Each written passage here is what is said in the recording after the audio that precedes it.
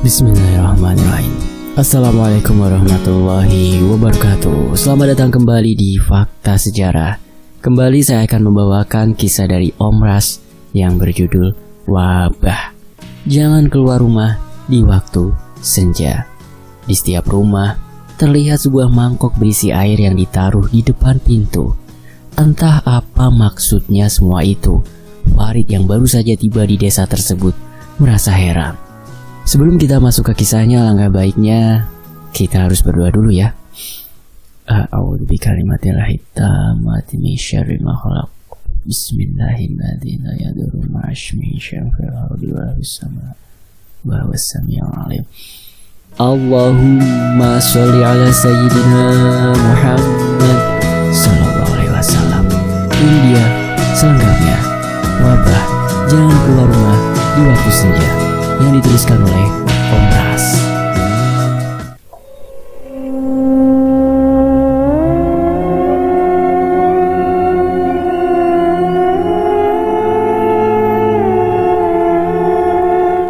Di setiap rumah terlihat sebuah mangkok berisi air yang ditaruh di depan pintu. Entah apa maksudnya semua itu. Farid yang baru saja tiba di desa tersebut merasa heran. "Cepat masuk ke dalam rumah!" teriak salah seorang warga dari jendela rumahnya memanggil Farid. Farid yang tidak mengenali orang itu lantas mengerutkan keningnya. Kebingungan yang ia rasa semakin menjadi. "Terima kasih sebelumnya, Pak. Tapi saya mau ke rumahnya Paman Irwan. Saya baru datang dari kota," jawab Farid. Tanpa berkata-kata, orang tadi langsung menutup jendelanya dan membiarkan Farid yang masih berdiri keheranan. Kenapa desa ini sunyi sekali? Tidak ada suara orang-orang. Bahkan pos ronda juga kosong. Farid membatin. Ia terus melangkah mencari rumah Paman Irwan yang merupakan saudara kandung ayahnya. Suara langkah kakinya di jalan yang berbatu membentuk sebuah irama yang menemani perjalanan Farid ketika itu. Saat ia memasuki jalan yang agak gelap dan sepi, Farid melihat seorang nenek-nenek yang berjalan terbungkuk-bungkuk dari arah yang berlawanan. Saat ia sudah dekat dengan si nenek, tiba-tiba nenek itu berhenti dan berkata lirih, "Permisi, Cuk. Aku sedang dalam perjalanan, tapi aku kehausan dan aku sudah berjalan sangat jauh. Namun tak ada satupun warga yang mau membukakan pintu untukku. Bolehkah aku meminta seteguk air yang kau bawa itu, Cuk?" kata si nenek dengan suara serak. Karena merasa kasihan, akhirnya Farid memberikan botol airnya yang sisa setengah itu pada si nenek. Si nenek nampak senang. Ia menerima botol tersebut dengan tangan gemetar. "Mau kemana rupanya nenek malam-malam begini?" tanya Farid pelan. "Aku membawa daganganku, Cuk, tapi desa ini sangat sepi sehingga dagangan tidak laku," jawab si nenek. Farid menghela nafas. Ia merasa kasihan sekali dengan nenek-nenek itu. Namun apalah daya, uang di kantongnya hanya tinggal 5.000 rupiah. Tapi akhirnya, dengan ragu-ragu Farid berkata, "Boleh aku membeli daganganmu, Nek? Walaupun uangku hanya segini." Si nenek menatap Farid. Bibirnya yang sudah mulai keriput tersenyum. "Kau baik sekali, Cuk. Tapi daganganku ini bukan untuk orang sepertimu," jawab si nenek lirih. Farid mengerutkan keningnya. Ia tak mengerti maksud perkataan si nenek yang ia rasa sangat aneh. "Lanjutkan perjalananmu, Cuk. Aku juga ingin melanjutkan perjalananku," ujar si nenek sembari menyerahkan botol yang sudah kosong tersebut. Farid mengangguk. Namun saat ia akan pergi, tak sengaja matanya melirik ke dalam lanjung atau tas panggul dari rotan yang dibawa oleh si nenek. Dan betapa terkejutnya Farid ketika melihat banyak sekali keripang koreng, kulit yang mengering yang sering terdapat di koreng. Begitu banyak memenuhi lanjung itu. Nafas Farid turun naik. Ingin rasanya saat itu ia berlari dan berteriak, namun kakinya terasa kram dan berat untuk melangkah. Dan ketika beberapa saat kemudian, si nenek kembali menoleh pada Farid sambil tersenyum. Lalu, disertai kilatan cahaya, nenek tersebut menghilang sekejap mata. Tubuh Farid seketika ambruk ke tanah. Saat ia terbangun, rupanya Farid masih berada di jalanan tadi, dengan baju basah kuyup akibat diguyur hujan yang sangat lebat. Ia berusaha beranjak dan berjalan pelan menuju rumah pamannya. "Assalamualaikum paman." "Paman, ini Farid."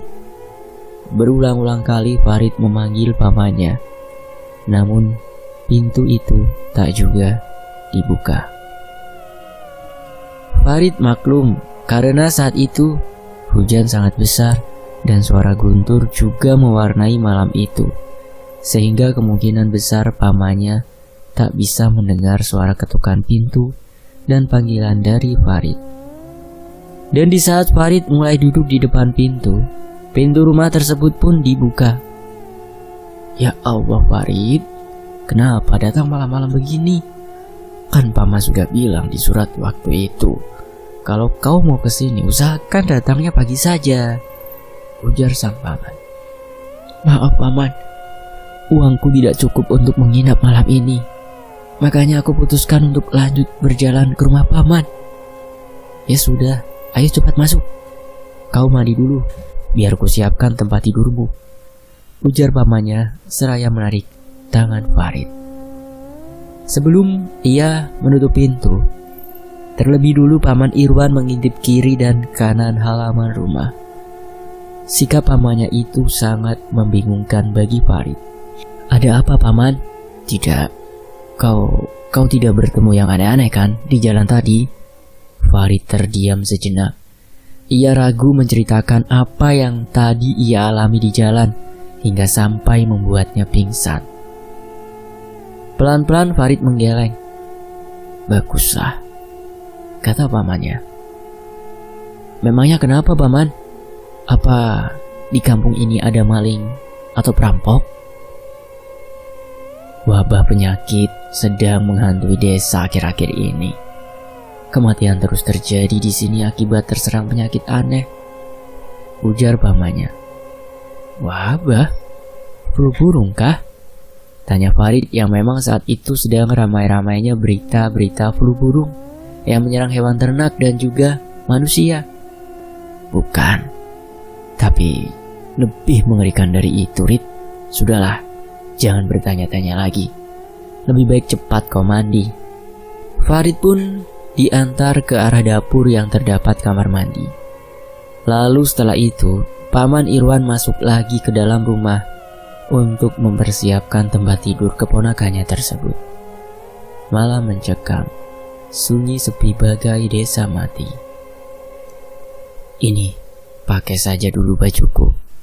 Bajumu basah semua kan?" ujar paman Irwan ketika Farid selesai mandi. "Terima kasih paman." Selesai berpakaian, paman Irwan memberikan segelas kopi panas untuk Farid yang nampak sangat kedinginan. "Paman, kalau boleh tahu, wabah semacam apakah yang sedang menghantui desa ini?" "Bukan hanya desa ini saja, Rit, tapi beberapa desa lain juga mengalami hal yang sama. Hanya satu yang bisa kami gunakan untuk mencegah wabah itu masuk ke dalam rumah, yaitu tidak membuka pintu saat senja, apalagi sampai keluar rumah. Aku dan warga desa lainnya sangat berharap kalau wabah ini segera berakhir, agar desa tak lagi sepi seperti ini." "Paman, sudah sejak kapan keadaan desa begini?" "Sudah dari 3 bulan yang lalu. Dan sudah lebih 20 orang desa yang meninggal akibat wabah ini. Semuanya menjadi kacau ketika banyak gadis di desa hamil di luar nikah, kata tetua desa. Wabah ini sudah tak pernah muncul lebih dari 40 tahun lalu. Dan sekarang kembali muncul ketika banyak pendosa berada di sini. Wabah ini seperti kutukan yang merenggut nyawa orang-orang, bahkan yang tak bersalah pun terkena imbasnya. Cerita Paman Irwan dengan raut wajahnya yang nampak sedih. Dalam hatinya Farid bertanya-tanya, wabah seperti apakah yang dimaksud oleh Paman? Ya sudah Rid, kau tidur saja. Aku juga sudah mulai mengantuk. Besok kita lanjutkan ceritanya, ujar Paman Irwan sembari menepuk bahu Farid. Farid mengangguk, lalu dengan cepat ia menyeruput kopinya hingga habis. Hujan masih turun, mendung pun masih menyelimuti desa di pagi itu, membuat orang-orang malas untuk keluar rumah. Paman Irwan sedang memasak makanan di dapur saat Farid bangun untuk kencing. Betahnya paman ini membujang. Apa tak ada niatan untuk menikah? Ujar Farid. Kau bocah tahu apa? Menikah itu bukan hanya tentang sebuah ijab kabul, tapi juga kedewasaan dalam berpikir. Dewasa menghadapi masalah walau seberat apapun dan membutuhkan tanggung jawab yang besar. Kau tahu, dunia suami istri atau pernikahan itu adalah dunia dengan 1001 macam masalah. Apalagi kalau kita menikah dengan orang yang salah. Itulah alasanku masih membujang sampai sekarang, sahut Paman Irwan. Tapi abah dan mamaku awet sampai sekarang meski sering berantem. Nah itu karena mereka sama-sama mendapatkan pasangan yang tepat, Rid. Farid memajukan bibir bawahnya sambil mengangguk. Setelah selesai buang air kecil, Farid diajak sarapan oleh Paman Irwan. Nasi goreng putih dengan taburan bawang merah dan cabai di atasnya membuat Farid seketika merasa lapar. Kau mau minum teh hangat? Farid mengangguk. Kalau begitu, bikin untuk kita berdua. Saat di pertengahan makan, tiba-tiba terdengar suara pengumuman kematian dari arah masjid. Innalillahi wa inna ilaihi raji'un, ucap Paman Irwan. Siapa yang meninggal? Sul, jawab Paman Irwan menyebutkan satu nama. Ayo cepat, selesaikan makananmu. Kita pergi bantu-bantu ke rumah yang meninggal. Selesai makan, keduanya bersiap-siap untuk pergi. Tak lupa Paman Irwan membawa 3 kg beras serta sebungkus garam dan gula untuk dibawa. Bendera hijau bertuliskan Innalillah terpasang di halaman sebuah rumah. Yang tentu tidak asing bagi Farid.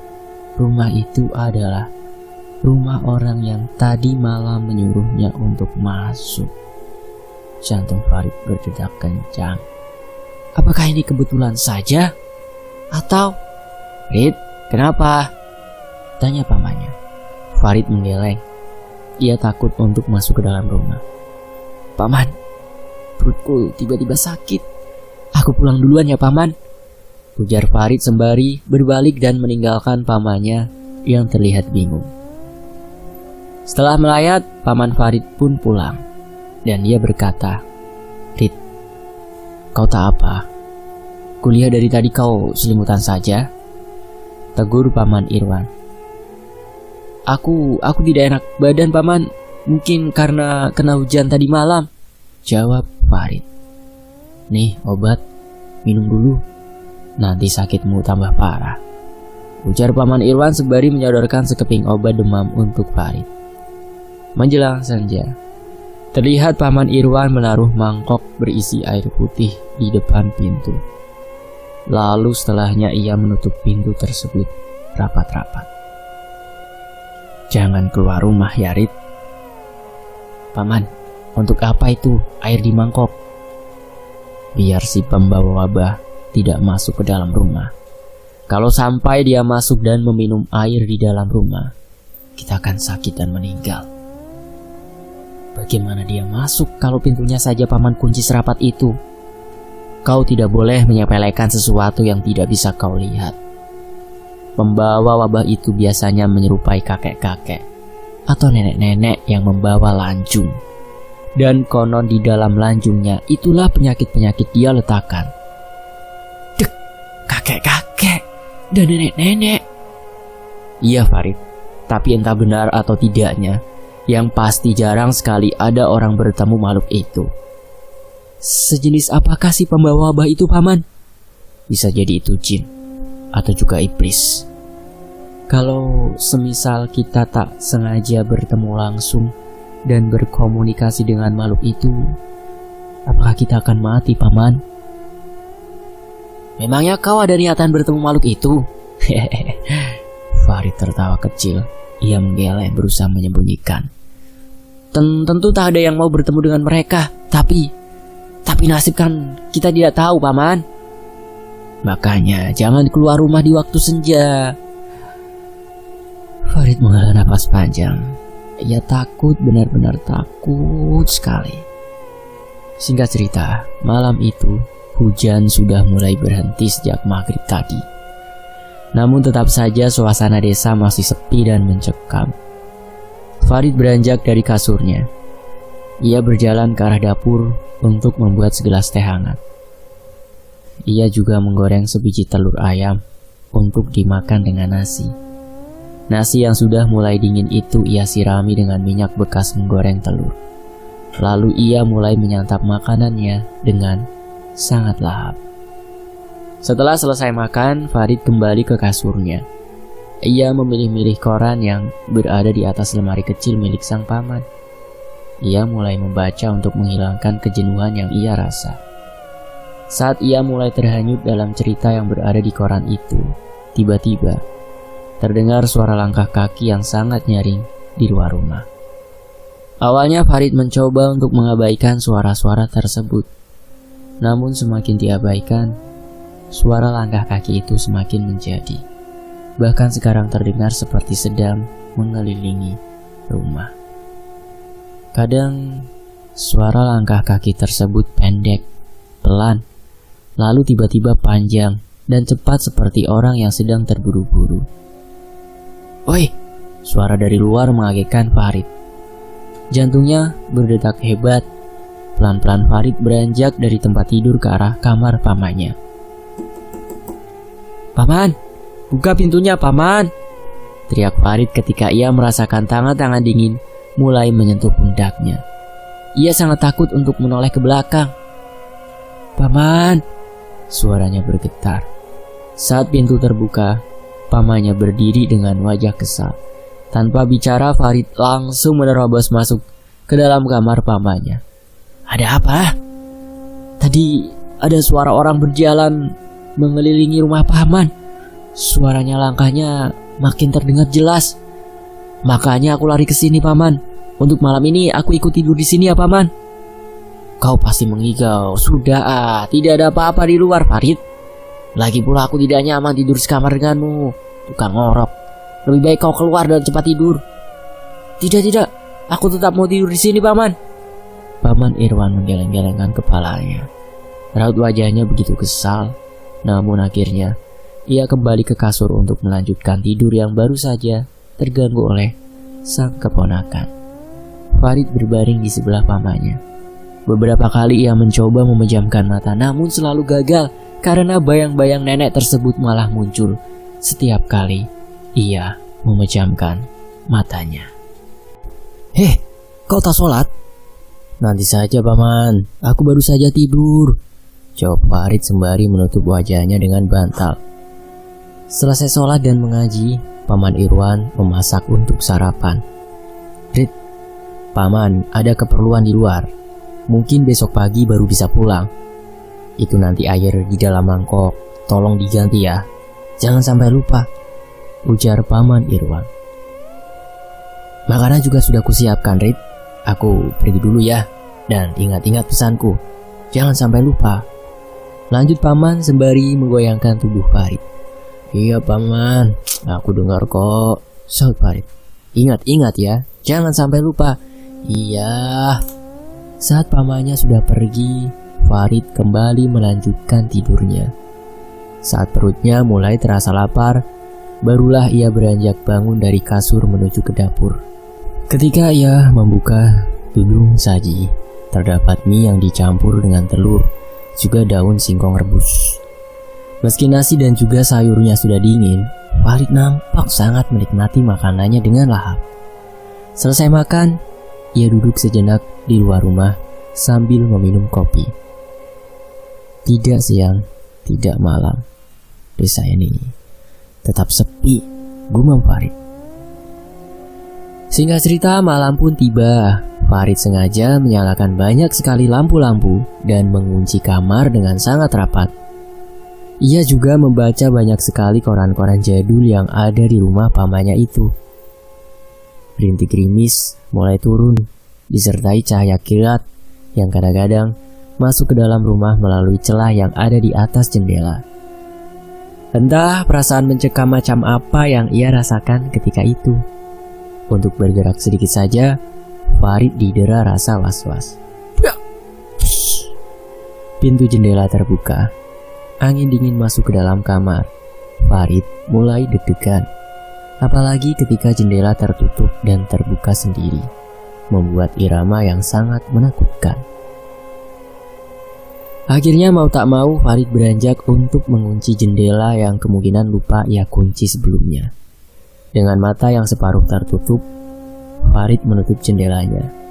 Ia menguncinya rapat-rapat agar tak terbuka lagi. Dan karena angin yang sangat kencang tadi, lampu-lampu tembok dan lilin yang ia gunakan untuk menerangi kamar malah mati semua. Dalam keadaan gelap gulita, Farid mencoba mencari-cari korek apinya. Karena merasa kesusahan, ia menggunakan ingatannya untuk menemukan letak korek api. Perlahan-lahan, Farid menyalakan kembali satu persatu lampu tembok dan lilin. Setelah hampir semuanya berhasil dinyalakan, ia mendengar suara batuk seseorang di luar rumah yang seketika membuatnya kaget hingga tersenggol lilin. Andai Farid tidak gesit memadamkan apinya yang sudah mengenai spray, mungkin malam itu rumah sang paman akan terbakar habis. Ia terduduk lesu dengan wajah yang pucat. Nafasnya pun masih terengah-engah. Alhasil, setelah hampir kebakaran, Farid mematikan semua lilin dan hanya menyisakan lampu tembok yang terpajang di dinding. Ia mulai berusaha untuk tidur agar rasa takutnya tak semakin menjadi-jadi. Keesokan harinya, ia bangun pagi-pagi untuk memasak. Ia juga duduk di depan rumah sambil menunggu pamannya pulang. Ia berharap sekali pamannya pulang dengan membawa kabar baik. Karena tujuan awal Farid menemui pamannya adalah untuk mencari pekerjaan.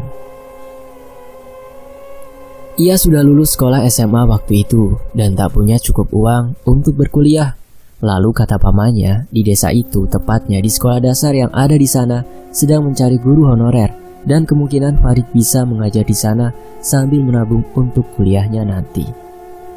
Namun, beberapa hari ini nampaknya masih ada halangan yang membuat ia dan pamannya tak bisa pergi ke sekolah tersebut.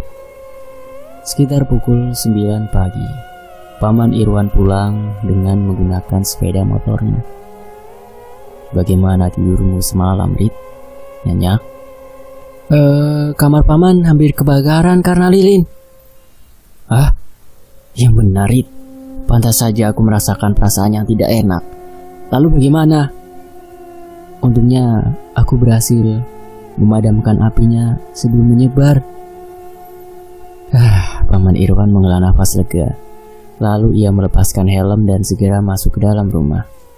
Astaga, ini yang kau bilang untung. Untung apanya? Spray yang baru saja aku beli terbakar begini. Ya untung dong rumah paman tidak terbakar. Kalau hanya spray tidak masalah kan. Lagi pula paman meninggalkan aku di rumah sendirian. Padahal paman sendiri tahu keadaan di desa seperti apa. Jawab Farid. Lalu, air di dalam mangkok itu, apa sudah kau ganti? Jangan bilang kau lupa. Farid menggaruk-garuk kepalanya. Ia benar lupa. Karena sedari pukul 4 sore ia sudah mengunci diri di dalam rumah. Itu aku ganti kok, jawab Farid berbohong. Oh iya paman, bagaimana yang itu? Tanya Farid. Yang itu apa? Yang guru. Oh itu, iya besok kita ke sana. Singkat cerita, malam itu Paman Irwan nampaknya sedang tak enak badan. Ia terus selimutan di dalam kamarnya. Paman, mau ku belikan obat? Tidak usah. Aku sudah meminum obat paracetamol tadi. Oh ya Rid, kalau kau mau makan, makan saja. Tidak usah menungguku. Aku tidak nafsu makan. Saat pamannya berbalik dan selimut sedikit terbuka, Farid melihat di bagian tengkuk pamannya ada semacam koreng. Padahal sebelumnya ia tak melihat koreng tersebut. Paman, tengkukmu kenapa? Tanya Farid. Apanya yang kenapa? Ujar paman yang balik bertanya. Koreng di tengkukmu cukup besar. Paman Irwan meraba-raba tengkuknya. Jari-jari tangannya basah karena terkena nanah yang keluar dari koreng tersebut. Apa itu paman? Kapan kau mendapatkannya? Aku tidak tahu, Rid. Entahlah, aku mulai takut. Apa jangan-jangan aku sudah terkena wabah? Dek. Rasa bersalah tiba-tiba menyelimuti perasaan Farid. Ia merasa sangat bersalah pada pamannya karena sudah lupa mengganti air di dalam mangkok tersebut. Kalau sampai benar pamannya sakit gara-gara itu, Farid akan bisa memaafkan dirinya sendiri. Semoga saja ini hanya koreng biasa, gumam Farid. Beberapa kali Farid bolak-balik masuk ke dalam kamar sang paman untuk mengecek keadaannya. Semakin malam, tubuh Paman Irwan semakin panas. Farid juga sudah mencoba mengompresnya, namun tetap saja panasnya tak kunjung hilang. Ya Allah, berikanlah kesembuhan untuk Paman Irwan. Saat adzan subuh berkumandang, Farid bergegas mengambil air wudhu di dapur. Namun ketika Farid sedang sholat, ia merasa ada sesuatu yang berdiri di belakangnya. Kemudian Farid membaca doa-doa sholatnya lebih keras untuk menghalau rasa takut. Ia tahu sholatnya saat itu tidak khusyuk karena rasa was-was dan takut yang ia rasa. Apa-apaan ini? Batin Farid ketika ia mengintip dari celah pintu yang terbuat dari kayu tersebut. Farid, apa kau masih tidur, ha? Kemana anak itu? Ujar suara dari luar terdengar kesal. Farid bergegas masuk ke dalam kamar di mana pamannya sedang tidur. Dan di balik selimut itu masih ada pamannya. Kenapa, Farid? Kata pamannya. Nafasnya turun naik. Ia takut dan bingung. Mana Paman Irwan yang asli? Farid bergegas keluar kamar. Ia menutup telinga dan matanya. Ia tak tahu apa yang harus dilakukan. Dan tidak lama kemudian, terdengar seseorang menyapa orang yang berada di luar rumah. Ada apa, Wan? Ponakanku masih tidur. Pintu dikunci dari dalam ini. Farid mulai percaya kalau yang di luar rumah itu adalah pamannya yang asli. Lalu Farid langsung membukakan pintu. Hei Farid, lama sekali kau membuka pintu, kata pamannya. Kenapa paman baru datang? Sebenarnya aku sudah mau pulang kemarin pagi, tapi ternyata masih ada urusan mendadak. Makanya aku tidak jadi pulang. Farid gemetar. Namun sebisa mungkin ia tutupi rasa takutnya. Paman Irwan masuk ke dalam kamarnya diikuti oleh Farid yang berjalan di belakangnya. Dan rupanya orang yang di balik selimut itu sudah menghilang. Mata Farid melotot. Kau kenapa, Farid? Tanya Paman Irwan. Paman, kemarin Farid menceritakan semua yang ia alami kemarin dan tentang pamannya yang pulang pagi kemarin. Ah, masa? Orang di sini tidak ada apa-apa, Farid? Sumpah paman, aku tidak bohong. Dan di tengkuk paman ada koreng yang sudah bernanah. Koreng? Ah, jangan mengada-ngada kau, Rid. Ujar Paman Irwan sembari meraba tengkuknya. Dan tingkah lakunya juga sama seperti paman persis kemarin. Ah, kurasa aku sudah mulai gila gara-gara tinggal di sini. Air di mangkok itu kau ganti kan? Farid menatap Paman Irwan lagi. Kemarin Paman juga menanyakan hal yang sama seperti ini. Jujur Paman, kemarin malam aku lupa mengganti airnya. Sudah kuduga Rit kalau kau tak akan mengganti air itu. Tapi Paman, ini benar-benar Paman kan? Bukan seperti yang kemarin kan? Aku saja rasanya masih tidak percaya semalaman aku bersama hantu. Makanya lain kali berdoa Rit, jangan pernah lupa kau. Pantas saat aku sholat, aku merasa ada orang yang berdiri di belakangku, gumam Farid. Cukup sudah Rit, jangan kau teruskan ceritamu itu. Jangan sampai pamanmu ini malah takut tinggal di rumahnya sendiri. Oh ya, satu lagi, masalah pekerjaan guru honorer itu, hari ini akan kubantu mengurusnya.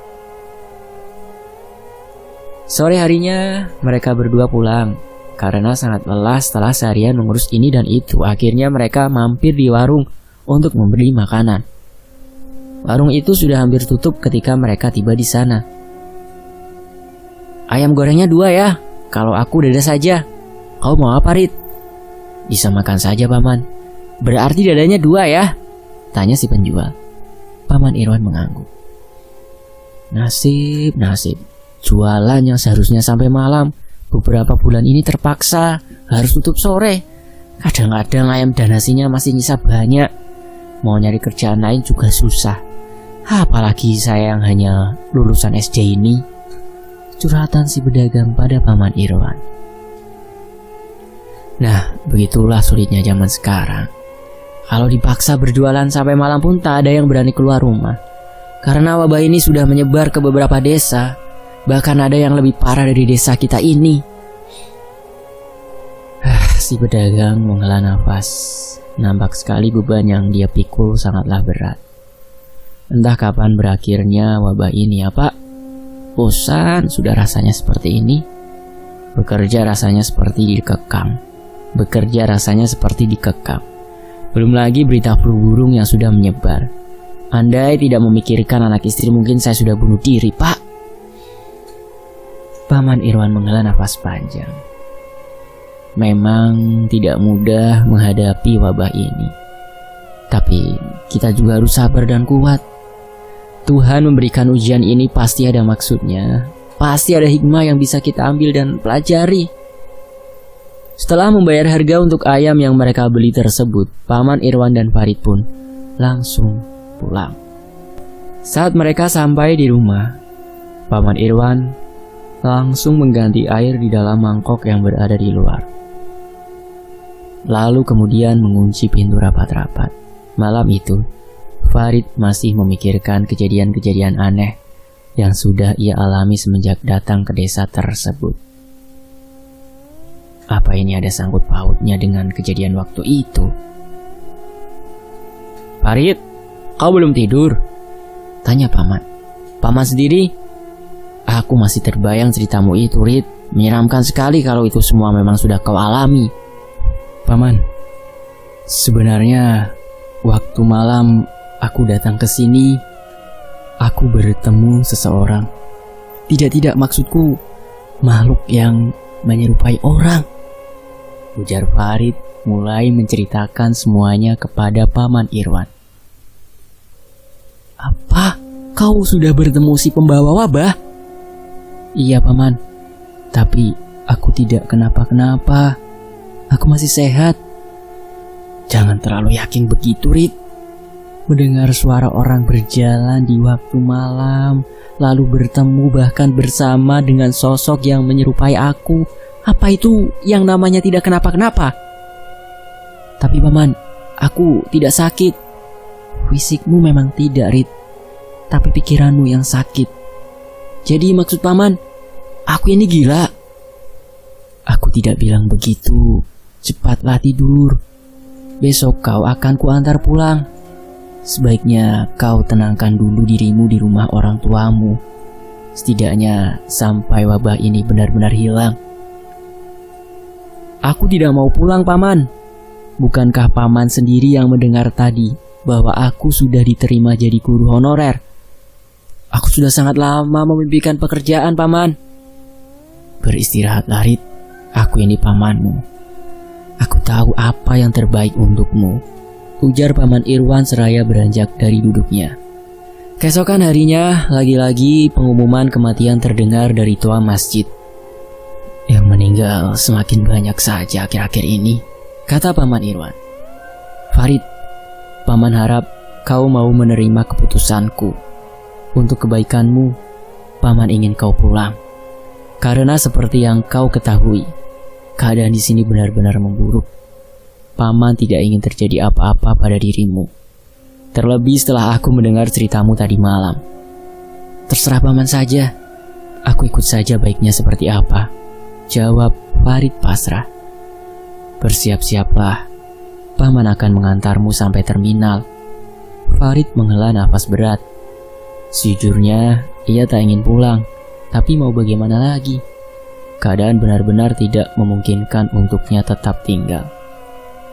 Saat mereka mampir di warung nasi kuning, Farid mendengar rencana orang-orang yang akan mengadakan ritual tolak bala di sekitar desa tersebut dan juga desa-desa lainnya yang terkena wabah tersebut. Semoga saja keadaan segera membaik, batin Farid. Seminggu telah berlalu, masih tak ada kabar dari pamannya. Entah kenapa jantung Farid berdetak tak karuan saat mengingat Paman Irwan. Semoga saja dia tidak apa-apa. Hanya doa yang mampu ia panjatkan di setiap sholatnya. Besok kita akan pergi ke sana, kata ayah Farid. Saat Farid dan orang tuanya sampai di rumah almarhum Paman Irwan, rupanya jenazah sudah dimakamkan oleh warga. Tak ada yang tahu penyebab kematian Paman Irwan, tapi kebanyakan orang percaya kalau Paman Irwan sudah terkena wabah penyakit tersebut. Dan beberapa bulan setelah itu, barulah keadaan di desa tersebut kembali aman. Wabah yang menghantui selama berbulan tersebut sudah menghilang. Orang-orang pun sudah bisa beraktivitas di malam hari tanpa rasa takut lagi. Namun meski begitu, Farid tak pernah lagi kembali ke desa itu. Meski lowongan menjadi guru honorer masih tersedia di sana. Selesai. Dan semoga saja wabah yang kita alami ini segera selesai ya. Sampai jumpa di kisah lainnya. Wassalamualaikum warahmatullahi wabarakatuh. Sampai jumpa di kisah lainnya. Terima kasih teman-teman. Terima kasih Om Ras.